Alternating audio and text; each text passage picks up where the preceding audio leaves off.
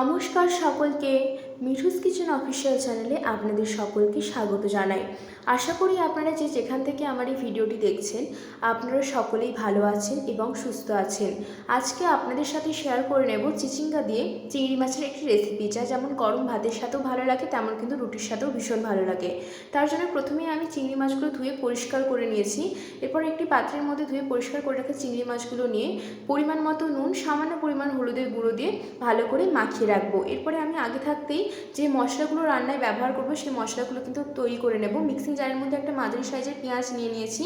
এর মধ্যে কয়েক কোয়া রসুন, কয়েক টুকরো আদা দিয়ে ভালো করে পেস্ট করে নেব।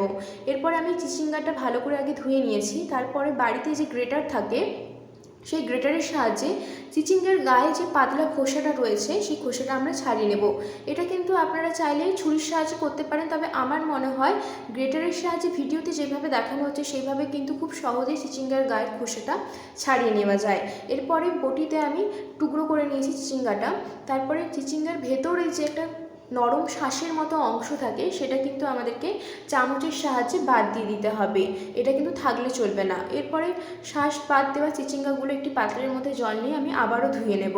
তারপরে কিন্তু আপনারা এটা নিজেদের পছন্দ অনুযায়ী শেপ অনুযায়ী কেটে নিতে পারেন। আমি কিন্তু এখানে যেইভাবে কেটেছি সেইভাবে আপনাদেরকে দেখিয়ে দিচ্ছি। কিন্তু একটা কথা মনে রাখবেন, যত ছোট ছোট টুকরো করবেন ততই কিন্তু রান্নাটা খুব তাড়াতাড়ি হয়ে যাবে এবং ভালোভাবে সেদ্ধও হবে। এরপরে কড়াইয়ের মধ্যে 3 চামচ সর্ষের তেল গরম করে নিয়েছি। এর মধ্যে এলাচ, লবঙ্গ, দারচিনি ফোড়নে দিয়েছি। ফোড়নটা ভালো করে ভাজা হয়ে আসলে এর মধ্যে আমি একটা মাঝারি সাইজের কোচানো পেঁয়াজ দিয়ে দিচ্ছি। পেঁয়াজটা দিয়ে হালকা হাতে নাড়াচাড়া করে নেব। পেঁয়াজ ভাজার সময় মনে রাখবেন, যদি নুনের ব্যবহার করেন তাহলে কিন্তু পেঁয়াজটা খুব তাড়াতাড়ি ভাজা হয়ে যায়, ভাজতে সময় লাগে না।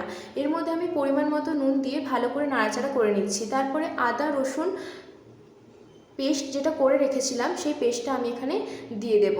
পেস্টটা দেওয়ার পরে আমি রান্নাতে যেই গুঁড়ো মশলাগুলো ব্যবহার করেছি সেগুলো একে একে প্রত্যেক কটা দিয়ে দেব। এর মধ্যে আমি প্রথমে দিয়ে দিয়েছি লাল লঙ্কার গুঁড়ো, ধনে গুঁড়ো, পরিমাণ মতো হলুদের গুঁড়ো, কাশ্মীরি লঙ্কার গুঁড়ো, একটা মাঝারি সাইজের কোচানো টমেটো দিয়ে ভালো করে মশলার সাথে কষিয়ে নেব। মশলা যতক্ষণ না কষে আসছে ততক্ষণ কিন্তু ভালো করে আমাদের কিন্তু এটা মশলাটা কষিয়ে নিতে হবে, নাহলে কিন্তু কাঁচা মশলার একটা গন্ধ ছাড়বে।